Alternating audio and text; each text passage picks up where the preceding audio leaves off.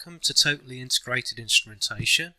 We're going to continue our look at the new SIPART pneumatic valve positioner from Siemens, which has built-in pressure transmitters.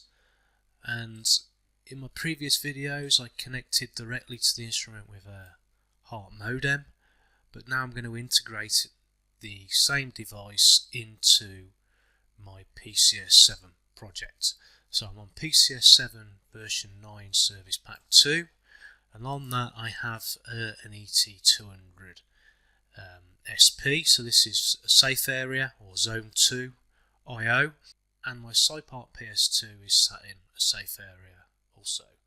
So what I've added onto here is a analog input module with Hart, so these are now supported within PCS7, and I've already added my PS2 onto here, but if you wanted to add another Hart instrument then you can, and that's done by inserting a new object. And you can see here I can have, on this particular card I can have 4 Hart devices, so this gives me connectivity down to SIMATIC PDM all the way down to the field, and I can read back 4 Hart variables for the whole card. So it is a low cost option. Here I'm using an analog output because this is a control valve and it needs a control signal, but there is an analog input for standard devices. So I've already inserted my PS2, and I have used PDM to assign that with the correct EDD. But what we're going to do now is we're going to add the SITRANS Library faceplate to my PCS7 project. So I need to edit my symbols first. So right click the card and edit symbols. It's going to save my changes, and I can see here the QWs are my analog connections. So I'm using analog output 1, which is connected to slot 1, and then these are my process values. I'll show you how to assign those in a minute. So you have to give these symbolics. So what you get is you get your floating point word, and then you get status byte. So you can put in here your text for that.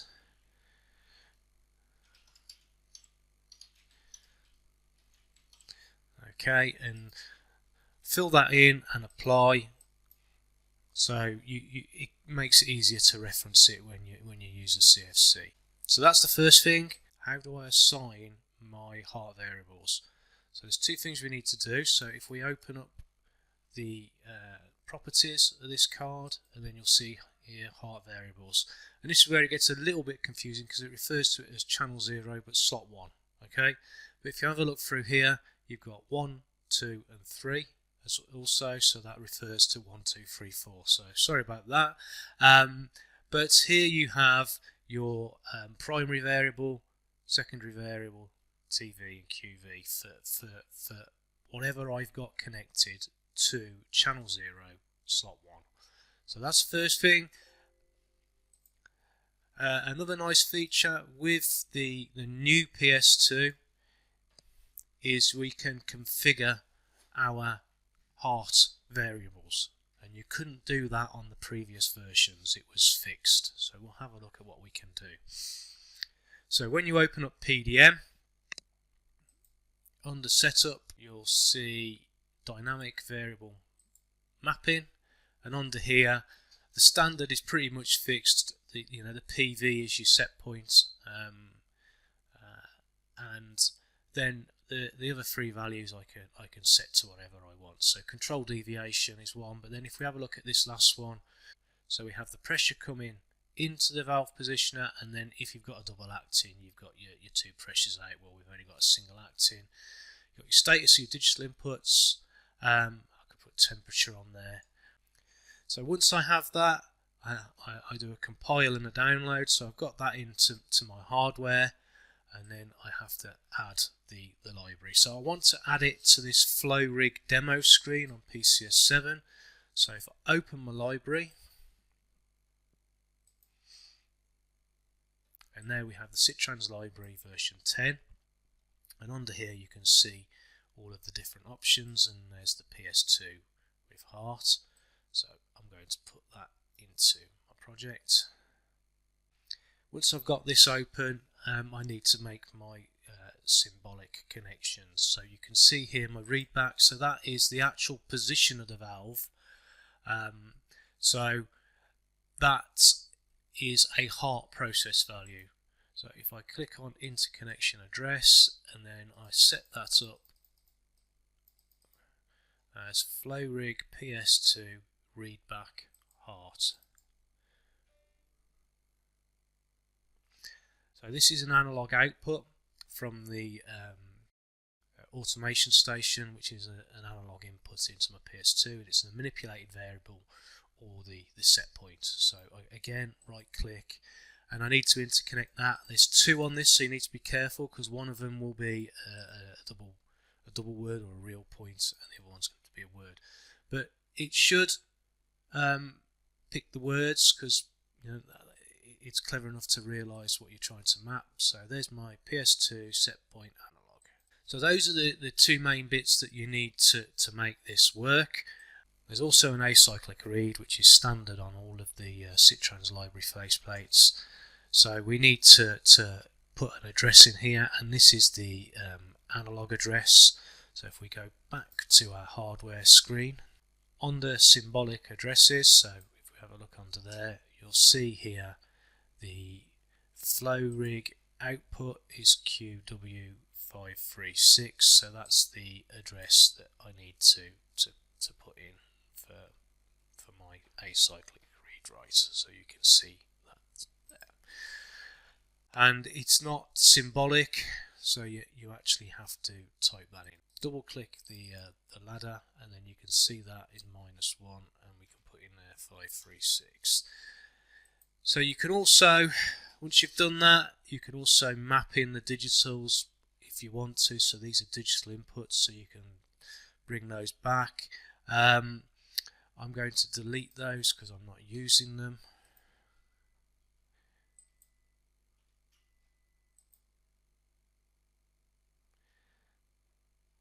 And the next thing is, if I come down to this second screen, we have our other Hart variables. So control deviation, I had that mapped, so I can change that to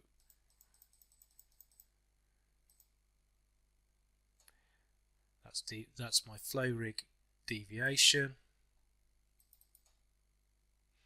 And then temperature, because this is the older faceplate, you can see here it's current temperature, but I've mapped that to pressure, so I'm going to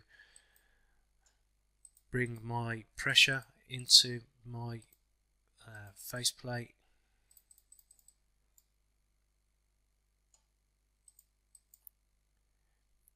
And then I'm going to change the name of this to pressure.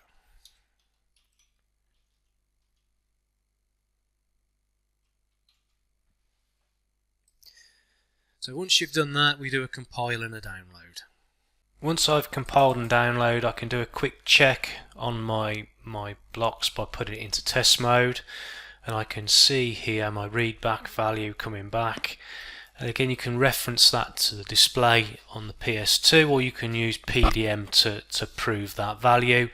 So there's my readback, and if I go over here, there's my set point. So my set point is 0 and my readback is 0.6. And then if I come down to my other process values, my control deviation makes sense, 0.7, and I've got a status byte, and then I have my pressure down here as well, which is a really small value, and that makes sense as well because my valve is in the closed position. So now all I have to do is to generate the graphics and the diagnostic screens for this. So I've finished with my hardware screen. So from here I generate my OS, so my runtime icons and faceplates. So if I go to plant hierarchy, create an update block icons, and I also want to create my diagnostic screens because I have maintenance station in this, so I can right click that, plant hierarchy, and then create update diagnostic screens. I have to be on the diagnostic tab. That's the diagnostic tab that's associated with PCS7 maintenance station, and then just click OK and allow it to generate those screens.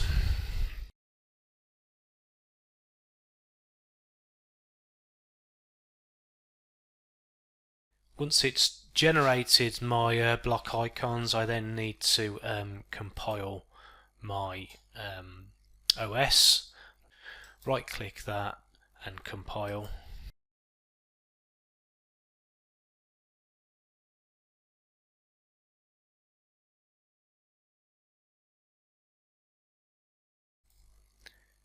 So this is the home screen, and you can see those values that we saw on the CFC.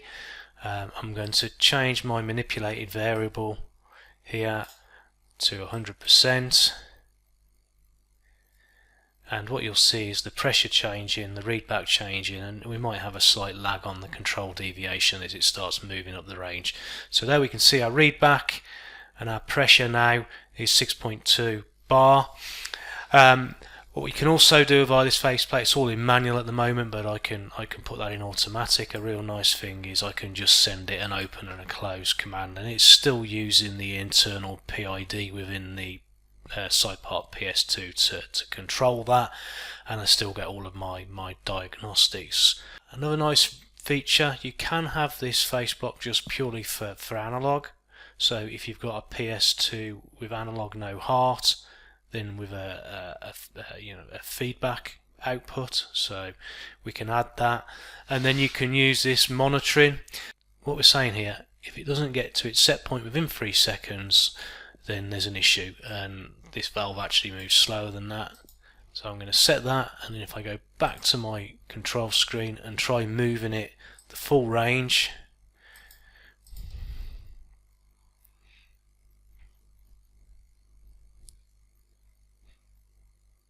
and you can see here control error, and that's because it's taken longer than 3 seconds to get to its set point.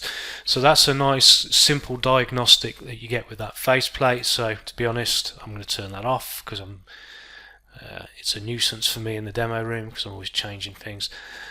So we have that, and then if we have a look at our maintenance station, you can see here diagnostics. If we go onto that, now we have our maintenance station screens, and the I/O was an ET200SP sat on Profinet, so I can have a look at my Profinet, and it was called Flow Rig. So on here we should see a Flow Rig. We can click on that, and I can see I have a Syrinx on there that's got an issue, but there is my Analogue OutPut card, and then if I click on that, there's the PS2, and I have my diagnostics coming back. But I can also from here open up PDM. And the reason that we have established this connectivity is that now we can start using maintenance station as a data collector, and we can connect all of these instruments, including the PS2 with its new pressure transmitter KPIs, to cloud apps such as the valve monitoring app or SITRANS Smart Asset Monitoring SAM-IQ, into cloud-based infrastructures such as MindSphere and AWS. So there you have it. That's getting a little bit more out of your PS2 with Hart functionality. Thanks for listening. Please share this video with your friends and colleagues, and I hope to see you again soon. Cheers.